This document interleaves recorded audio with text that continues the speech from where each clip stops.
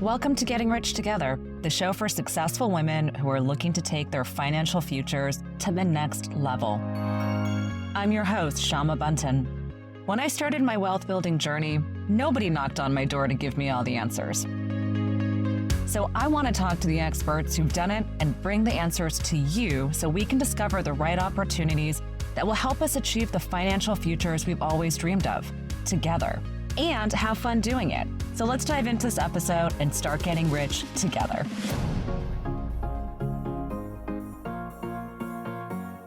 I am here today with the incredible Stephanie Skryzowski. Stephanie, people know you in the world these days, mostly in the realm of nonprofits and helping leaders really be able to grow and expand into their fullest potential. 100 Degrees Consulting has been around for some time, but outside of just being someone who's an incredible founder, someone who's grown an incredible business, you are also someone who is very passionate about growing wealth and how it is that you are evolving in this world. I am so excited today to have the audience hear a very different perspective on business building, on life creation, and ultimately following not only our happy life dreams, but our happy wealth dreams. So Stephanie, welcome to Getting Rich Together. Thank you for being here. Thank you so much for having me. I'm so excited to chat with you today. Yay! Okay, Stephanie, take us back to the beginning. Before you were this big entrepreneur doing all these big things, you were once a little girl and you were somewhere between the ages of 8 and 12 once upon a time. What was life like for you? What were the money stories? What was around you?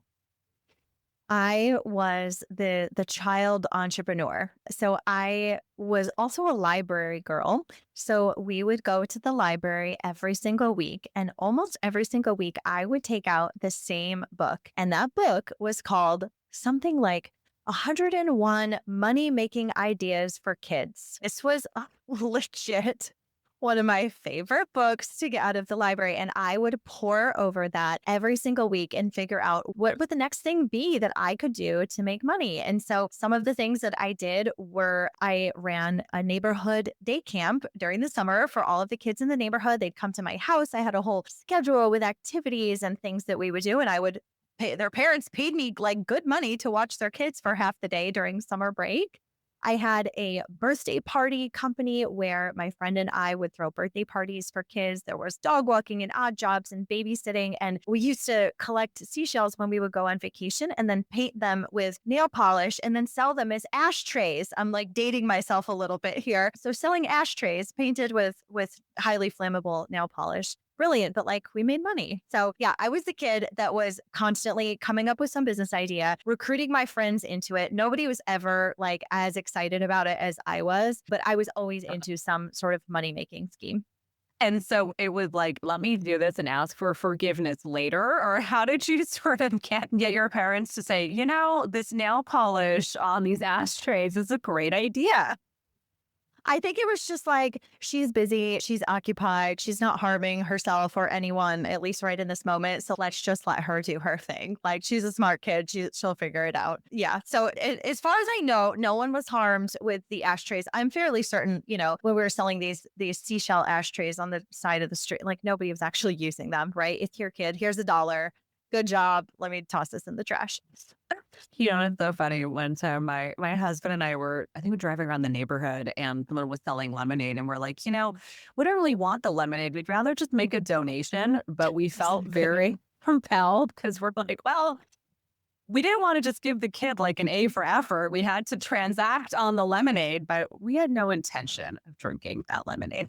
Yeah, you kind of don't know what's gone into whose fingers have been in that lemonade. No, here's the $5 and I'll just dump it. I love it. So Stephanie, what did you do with these early dollars? Obviously being entrepreneurial is exciting. It's creative. There's so much like fun things you can do and enroll your friends and get people to buy things. And I think that's so satisfying. But what was the intention behind that? What did you do with those first dollars? How did you save them? Was there something special you would want to buy? How did you think about it? I don't remember being really much of a saver, honestly. Like, I don't remember taking this cash and then stuffing it away. I feel like, okay, when's my next opportunity to get to the toy store because I got cash burning a hole in my pocket? But I also don't remember buying anything of like great significance or importance to myself. So I probably bought Barbies or books or whatever. I don't know, but I don't feel like I ever had any sort of like intention around that money. It was more like the thrill of being able to work and create and earn the money that I got really excited about, and less about the money itself. Because again, I don't remember saving it, and I don't remember anything significant I ever bought with it. It burned a hole in my pocket. I spent it and on to the next thing. It's amazing. So you were a serial entrepreneur at a very young age. I guess, yeah. So high school years, were you heads down focused at school?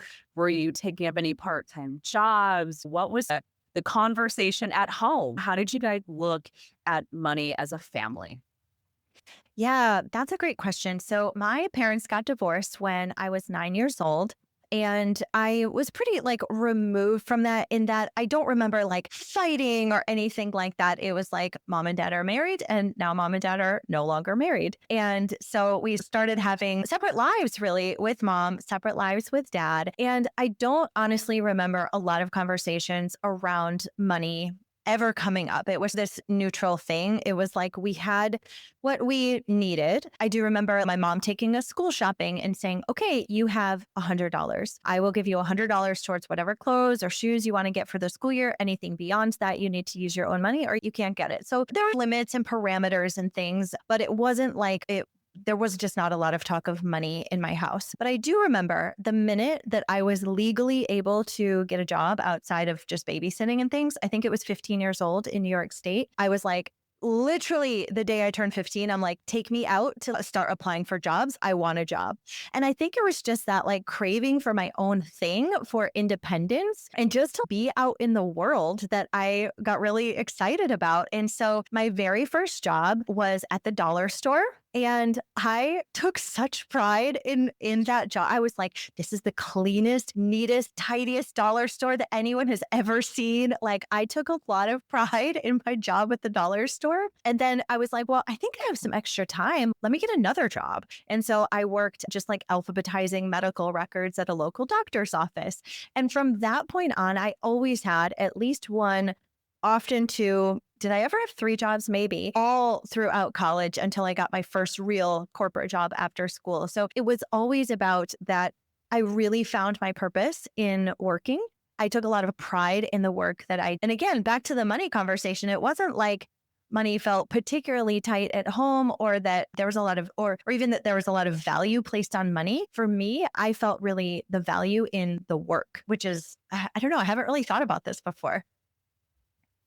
That's so amazing. I love that. And yet, though, you did not go on to study in university entrepreneurship. You didn't go Nope. on to, study how to build a business and all these things.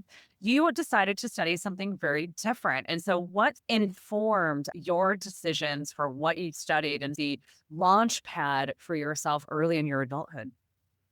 Yeah, I thought I wanted to be a lawyer. Like I said, I was a reader. And so I was a very early teenager reading John Grisham books. I'm not sure if looking back now, is that super appropriate for a 14-year-old? I don't know. But like I read all of John Grisham's books all throughout middle school and high school. And I was like, I want to be a lawyer, because what I thought of when I thought about a lawyer was somebody that worked really hard, that made a lot of money, that made a big impact, that was like this high powered woman. And that was not an example that I really had in my life. My mom was a stay-at-home mom, and I just felt this pull to almost do the opposite, right? To go be this like high powered, strong woman in the world. And so I was like, okay, well, I'm going to be a lawyer. And so I set up my undergraduate career and internships to be a lawyer, because when I get my mind fixed on something, like I have a lot of drive. So like, I'm going to go do it. If I said I'm going to be a lawyer, like I'm going to go be a lawyer. And I started planning when I was 18 years old. And so in my third year of college, I graduated college in 3 years. And I was getting ready to figure out, okay, I'm going to graduate soon. What am I going to do in the world? And I was at my internship at a law firm, and I started Googling best law firms in the world because I was like, I can't just work at any old law firm. Like, I got to work at the best.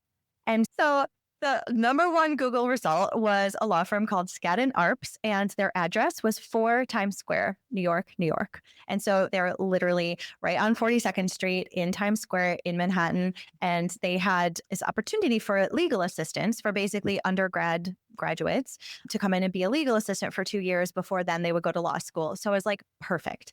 I'm going to go work with the best of the best in New York City, best city in the world. And I'm going to be this amazing lawyer. I'm on the path. So I got the job and I started, and within less than 6 months, hated every minute of it. I did not like the work. I did not like the people. I didn't like the clients. Like, one of the clients I was assigned was Playboy. It did not feel aligned with my values. And I was just like, none of this is for me. And it was almost like the bottom dropped out of like everything.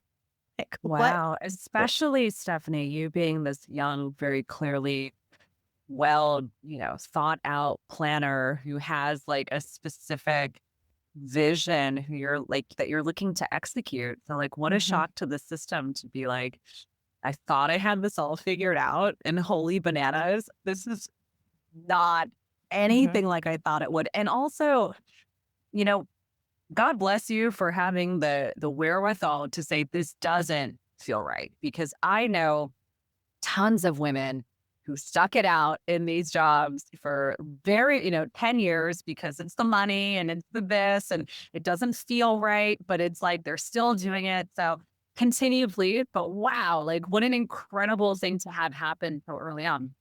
Yeah. I pushed it a little bit further. I was like, maybe this is just not the right law firm. So I'm still going to take the LSAT and I'm going to keep going. And so I took the LSAT and I tanked.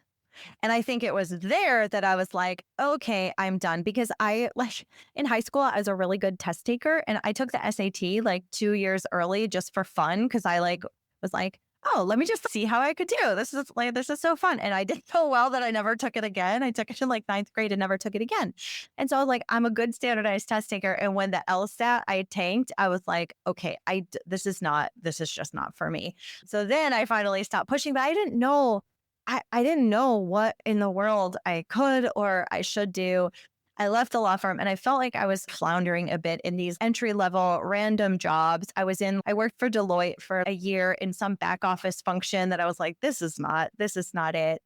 But then it was this, basically one of the lawyers that I had worked for at the law firm had founded a nonprofit organization and they needed some help. And I was like, well, this is a one person I really liked working for at the law firm. And this nonprofit is really cool. They like help farmers in Afghanistan. This could be really neat. Let me see what I can do with them. And so I got that job working for them. It was a little bit of everything, very entry level, but I was like, starting to feel a connection, starting to feel some like momentum in, okay, I like this. I'm doing the accounting. I'm presenting the financial statements among like many other things. But I'm like, I really like this because there's actually meaning and impact behind like looking at a P&L. And so that was the beginning of the trajectory that has led us to right now. Wow. I mean, who would have thought, right? It's that one person and you're like, okay, this is the moment. And so going from even a starting salary at a law firm surely must have been higher than the starting salary at this nonprofit. How did you sort of reconcile these different career paths and what the opportunities would be in front of you? That's a great question. And I think I did zero reconciliation of the career paths in front of me. I think I was really I was honestly thinking of the here and now. I'm like, I hate working for this law firm. I think this Afghanistan nonprofit sounds better. They were actually the same salaries. That law firm paid very little to their legal assistants. So I was making probably pennies. I mean, very little money. So the nonprofit salary was about the same. So it was really like, am I going to hate my life every single day or maybe hate it a little bit less and still have the same amount of money, which was basically pennies? I'm going to go for the one that I'm going to hate slightly less and see where this goes. So there was no future thinking whatsoever. Well, it sounds like there didn't need to be. It sounded like it was pretty obvious where your heart was going and really sort of purpose, calling, all of that seemed like it was starting to unfold for you.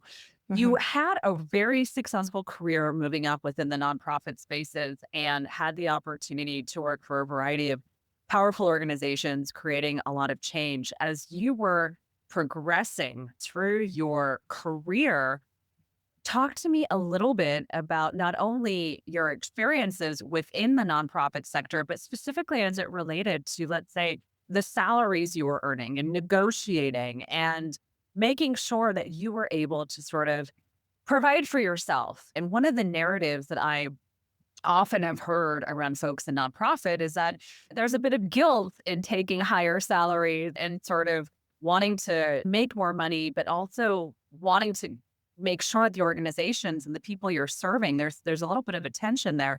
Tell me, was that your experience? What was it like? How did you start to really step into earnership? Oh my gosh, that is such a good question.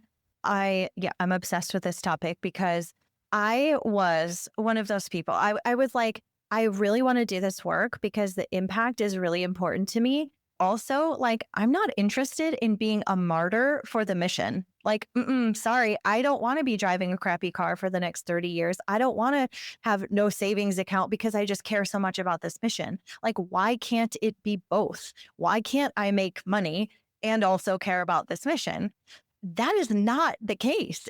I was working with people who were living in New York City, living in San Francisco, making $40,000 a year, living with six roommates in like this terrible apartment, and like somehow being okay with it all because the work that they were doing was meaningful. I'm like, am I a terrible person because I don't care that, like, because I want these things for myself? So that was something that I've definitely had to reconcile. I will say I continuously was given opportunities and or asked for opportunities to grow and to stretch and to be promoted. And I took risks, and risks were taken on me to be the CFO of I think at the time, like a $10 million nonprofit when I was 28 years old. And so I was able to make a decent salary. I was probably making double what some people in that organization were making that were my same age, but just doing different work. So I felt like I just felt like in a weird place where I felt guilty for making a decent, what I feel like was an appropriate salary for the work that I was doing, the value that I was bringing, but I felt guilty because I was not a martyr to the mission like other people were. And it's a weird space to be in because there's almost a sense of pride that it's, oh yeah, I make pennies, but it's okay because I do it for the mission. I do it for the community. I do it for the people. I never wanted that. Lately these days, my mantra has been, saying no to suffering, like self-suffering. And I feel Yes. like sometimes when it comes to asking for what we want or what we need, the narrative to get stuck in suffering is high, and oh, we're so used to the conditions that make us miserable. But what if we actually did ask for the things that we want? What if we Yeah. actually said no to suffering and pushed for the things that made us happy? So being a CFO at 28 is no small thing, Stephanie. That is really extremely impressive. I'm really interested to know, how did your financial journey change in your 20s? Were you saving resources? Were you able to invest any of those resources? Was it really just covering sort of basic expenses? I know New York City, not an easy place to live on any sort of even decent salary. So very hard to save anything. But what was it like for you? How are you treating your salaries at that time? Yeah, starting from day one, meaning that very first job at the law firm that I started 2 weeks after I graduated from college, had started the 401k, was in the health insurance plan. I think I was contributing like the bare minimum to the 401k, but I was like, I'm pretty sure I have to do this. So let me just do it.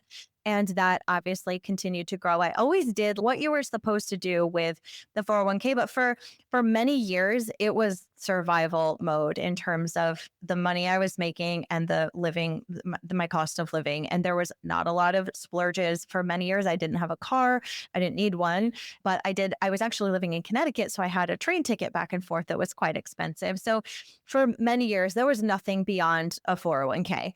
I would say it was after I got married when I was 26, and then I think we bought our first home when we were maybe 20, when I was like maybe 28. It was there that we finally started to have a little bit more to be able to put aside. Like I said, we bought a home, so we were able to start building equity there. And I started getting more savvy about my finances personally because I actually had some finances to be savvy with for so long. For the first, I don't know, probably 8 years, there was nothing extra. And so then I feel like my savvy and what I was doing after my 20s has obviously grown since then. But yeah, I would say with the 20s, it was the very basics. One thing I will say is that in my 20s, my husband and I traveled a lot and we did a lot of fun things. And we definitely had credit card debt that we were able, it was like manageable, but we carried credit card debt every month. And we look back now that we're in our 40s and we're like, honestly, yeah, did we pay some interest? Yeah, but we had so much fun and we traveled the world together before we had kids. And those experiences are not something I would trade. So maybe I could have had more in my investment accounts. And also, like, we climbed to Mount Everest Base Camp together, and that was really cool and probably not something we can do right now. So, like, it is a trade off, but I'll take it. I think you say something really powerful here. And it was in this book I read not that long ago called Die with Zero. And in this book, the author is talking about timing out life and experiences with our resources and what we have access to. And Yeah. exactly what you're saying, which is too often people wait until the end of their life when they have all this capital, but health is deteriorating and they have so many responsibilities. They can't get out of that to make the time to use their money in the ways that they've always dreamed of. And I think that's so incredible that you guys have been able to have that conversation as a family unit and say, you know what, we're so happy that we took these risks and did these things because ultimately, you're right, you made the best use of your youth.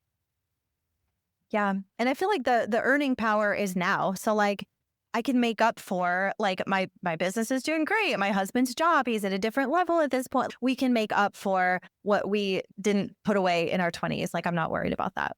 I love that. So were you and your husband always on the same page around money values and how you guys saw money? And as you guys were coming together and developing what your vision looks like as a home, you guys now have children, family, money, growing the family. It takes planning, a little bit of thoughtfulness, and definitely having a partner who's on the same page. So how have you guys had these conversations internally?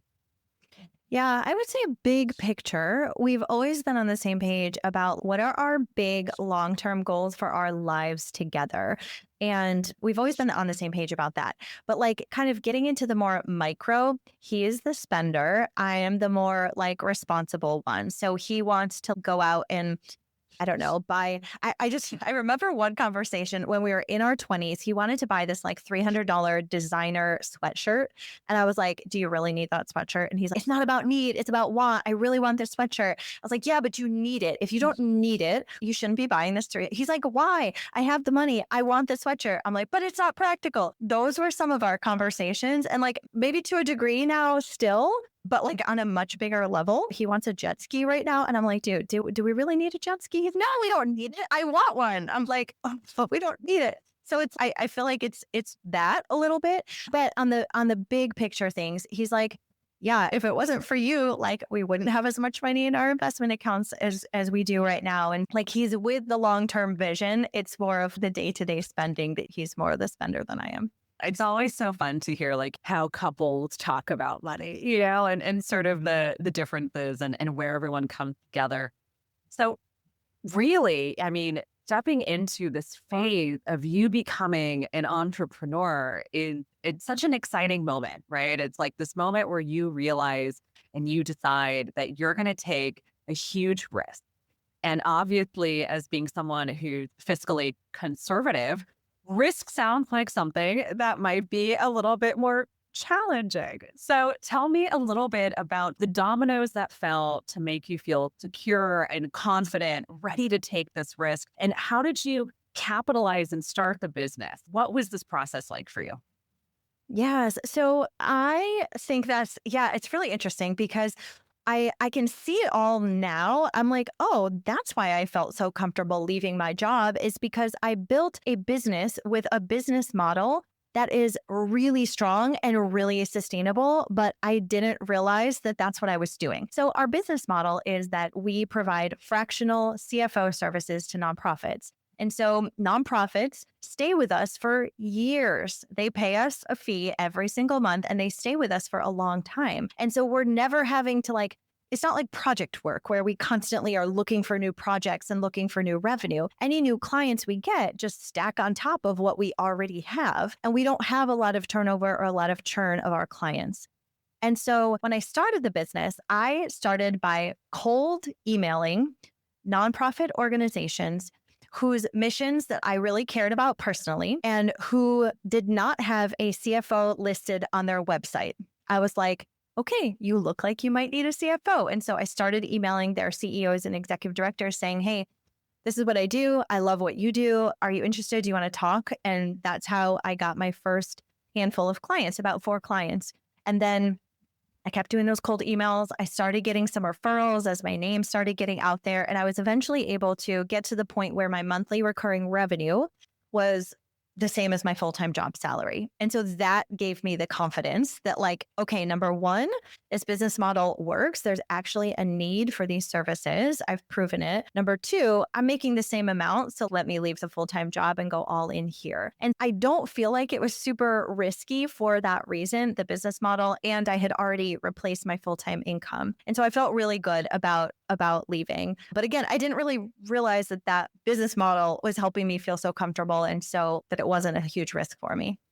Well, I really want to underscore moonlighting businesses. I think sometimes in the entrepreneurial landscape, we hear of people who are like, I'm just going to go all in and I'm going to pull the plug and this is the thing. And it really is not very conscientious of this idea that, hey, I need to actually make money and have a salary and be able to cover things and feel secure. And ultimately, you gave your business just the best possible chance of success by actually, testing the waters and building things out at the same time as you were working. So I think that's one of the great ways in which I think a founder can build a successful business is, go in with the right mindset, go in with sort of that sense of security. And certainly not everyone's going to build an incredibly scalable business model like you, but they can try and see what lands. So in this process of growing your business, off the bat, you're already replacing your full-time salary. So that's going really well. At what point are you starting to now hire more people? I feel like in this journey, there becomes this trade-off of, okay, now I'm paying you, which means maybe I'm not paying myself as much, or maybe I have to look at what I'm reinvesting in the company. How did you start to make those early money decisions around the business?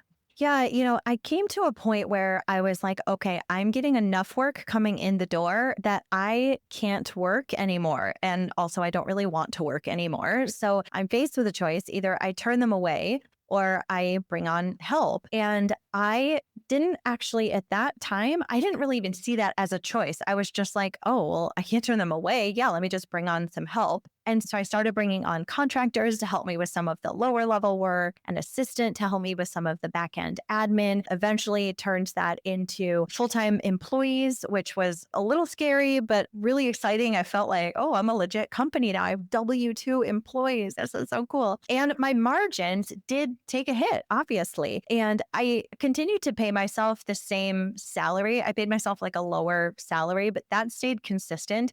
I reinvested pretty much everything else back into the business. I hired business coaches, I joined masterminds, and I invested really in my own personal and professional development because what I had learned was that if I'm on top of my game, the business is going to go in the right direction. It's going to go where I want it to go. It's going to continue to grow. So I did reinvest quite a bit. And that as a team continued to grow to, 5, 8, 10, 12 full-time employees, had to circle back and really look at our business model again.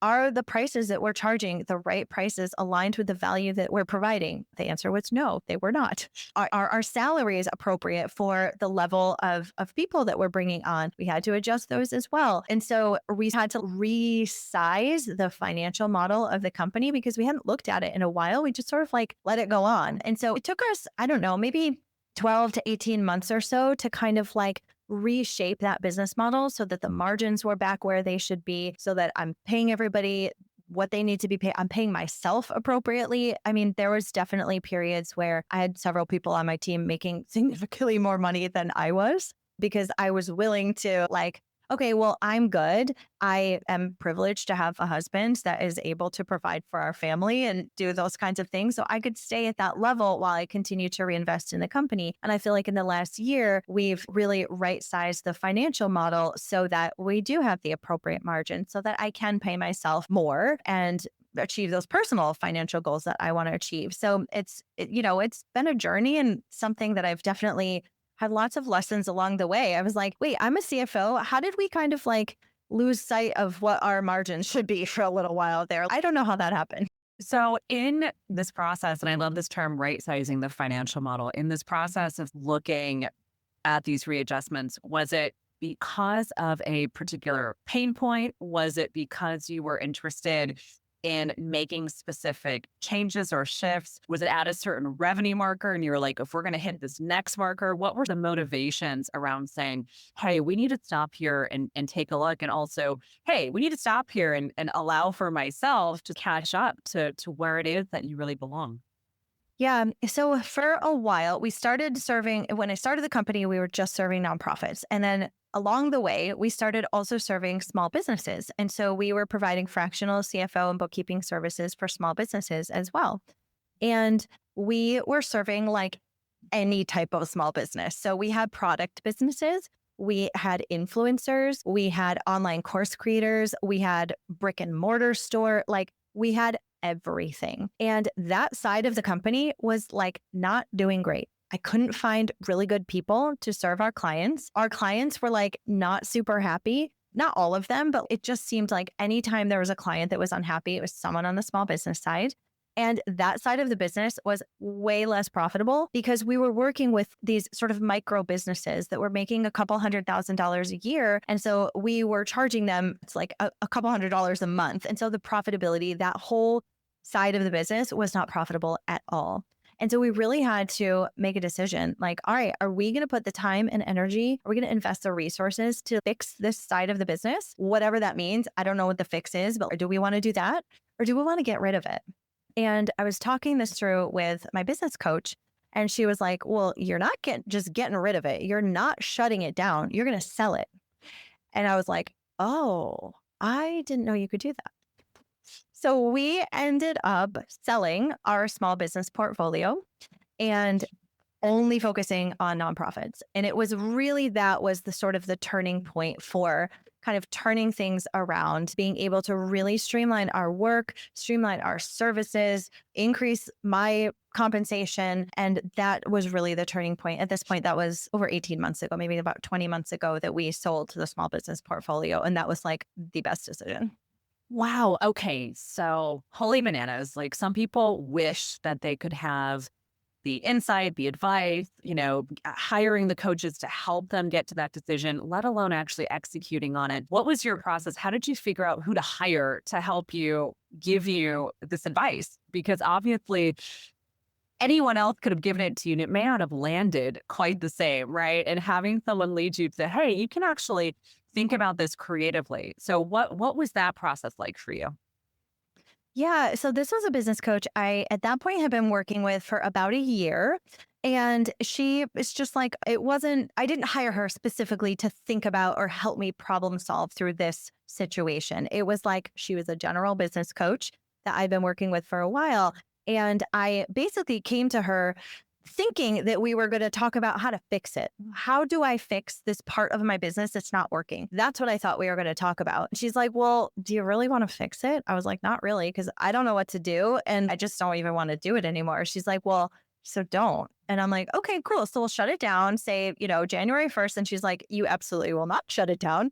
Just think about everything that you have poured into that side of the business, the brand value and the work that you've done to bring the clients in and the work that you've done to keep the clients for this long. She's like, there's huge value there. You need to sell it. So we ended up selling it to actually a person that was working on my team. She was one of the CFOs that was serving those clients. And so it was a really natural sale. She kind of got to take them, and she had this beautiful business like in a box that she just got to take as her own. And we got to really streamline what we were doing internally. Oh my gosh, how incredible. And I also feel like every founder's dream, it's if you're going to sell something off, it's to have someone who's already in the business, who's already dedicated, who's going to really steward the vision forward is Yes. important because at the end of the day, it is your brand reputation and it is who you are. Yeah. Yeah, exactly. It felt like such a win for everybody, for us, for her, for our clients. Yeah. Oh, that's so incredible. Okay, so that wasn't that long ago, right? That's 18 Yeah. months ago. Mhm. You make the sale, selling part of the business. And obviously, when it comes to what the receivables were on that, what did you do with any sort of cash flows that came in from the sale of the business? Was it owner finance from a selling standpoint? How did you look at, wow, I built this thing. I'm now selling off a portion of it. Your money situation has now changed, right? Now, all of a sudden, you're reaping some of the reward beyond a salary of creating a successful business. hmm Yeah, that's right. So the way that we structured the deal was there was, a down payment in the beginning, and then it's essentially seller financed. And so we get a payment from her every single month up until she meets the certain point, that the amount that we agreed upon. And so it's basically like another revenue stream that we have guaranteed coming in every month. At this point, I haven't said, "Oh, I'm going to take that as an extra owner's draw," or "We're going to put it towards this." It's back in the business, it's reinvested into the business. But it is nice to like, yeah, oh wow, I worked really hard on something for a really long time and now I'm being paid for that. So it's cool. And again, it's just not a possibility that I would have even thought of had it not been for that outside advice from my coach, my mentor. It's so cool. I mean, it's so interesting to see like how stories unfold. So let's marry all of this back to money today. You now have this incredible business. You have this other revenue stream coming in from the sale of your company. Obviously, family is growing. This opportunity to really look at what's important to you, thinking once again about short, long-term investments. How do you think about money today? What does it mean to you? How are you investing or allocating your resources? What's important? I love this question because the biggest thing that has changed for me is that I don't see a ceiling on how much money I can have and how much money I can earn, and or like what I can do with that money in the world. Like I feel like when I was working in a nonprofit and had a salary, like the only sort of, you kind of get tunnel vision. It's okay, well, I could get maybe maybe a 10% increase if I'm freaking lucky every single year. And so you kind of can see the growth. I could go from where I could 10x, next month if I wanted to. I just see just like this limitless potential, which is really exciting. And so what that means to me is like I can create whatever I want my life to look like because there's this limitless potential to earn money. And so that mindset is banana. Just having that mindset is bananas. Cause I'm like, if my husband and I are thinking, oh, we want to buy a beach house, I'm like, cool, okay, let's do it. Let's figure out how to do it. Maybe we don't have the money right this very moment, but all we have to do is just figure out how to make it and it'll be ours in 2 years. So it feels like nothing is off the table, which is really fun. It's fun to be in that place where you can dream, and anything that you've thought about, like you can make reality, is so cool. And so basically what we do now, we've thought about lots of different things that we want to do with our money. I would say right now we're just pouring money into investments.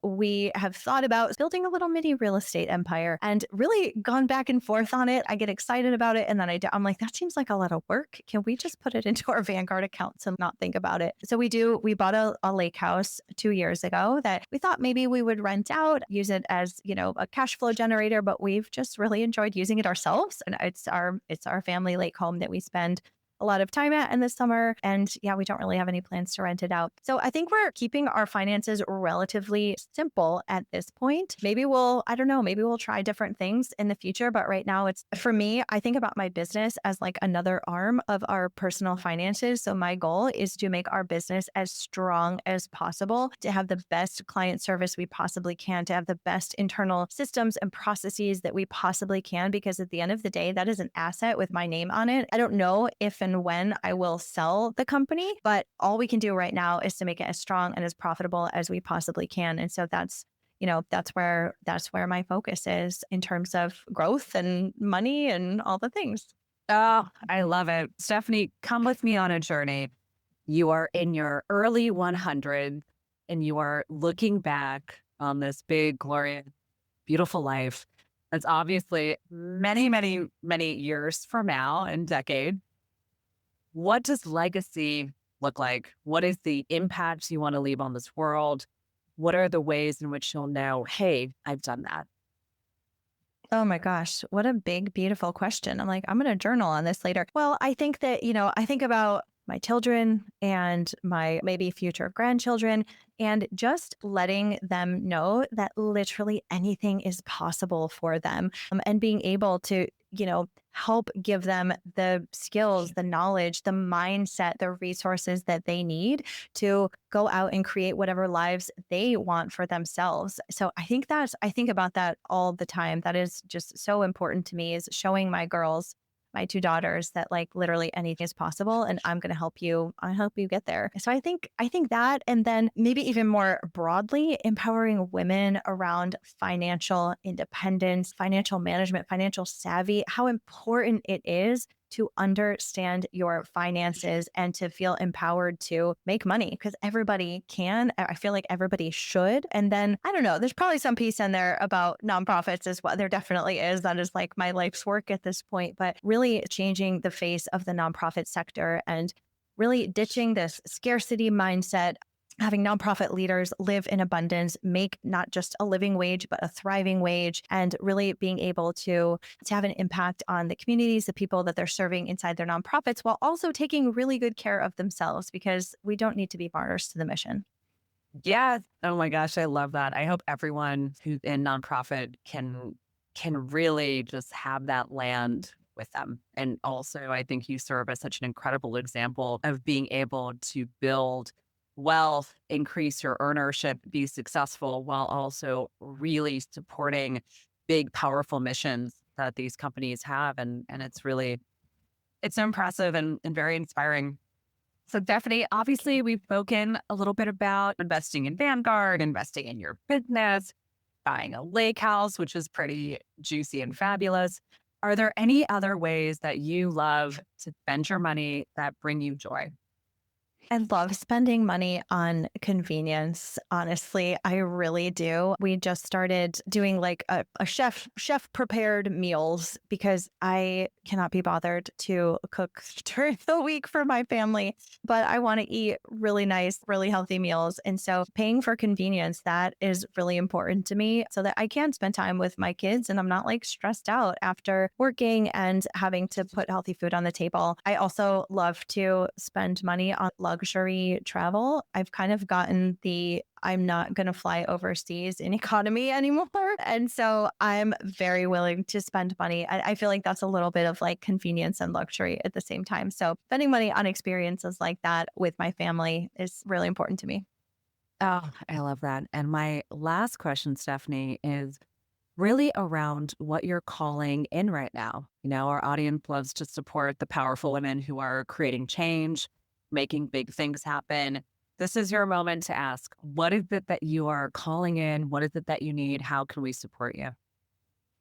I love this question so much, and it is so generous of you to ask all of your guests. But I am calling in a book deal right now. So I'm writing a book called Do Good and Prosper. And it's exactly like what we are talking about today. It's for people in impact focused work that have found themselves as martyrs to the mission. And it's showing them that you can do good and you can live a prosperous, thriving life. And so I have a literary agent and we're pitching publishers right now. And so I am calling in a book deal. Yeah, you shall have it, Stephanie. We shall support that. We're calling in all the good juju to get you there. This has been such a fun and delightful conversation, Stephanie. Thank you so much for sharing your spirit, your energy, your successes, the road and the journey that you've traveled, and also your dreams of what it is that you want to be creating. I think it's really special. Thank you very much for being here today on Getting Rich Together. Grateful to have you. Thank you so much for having me. This has been such a fun chat. Thank you so much for tuning into this episode of Getting Rich Together. Please take a minute to subscribe. And if you like this episode, I'd love it if you could share it with a friend who is ready to elevate their financial future. Until next time, let's keep getting rich together.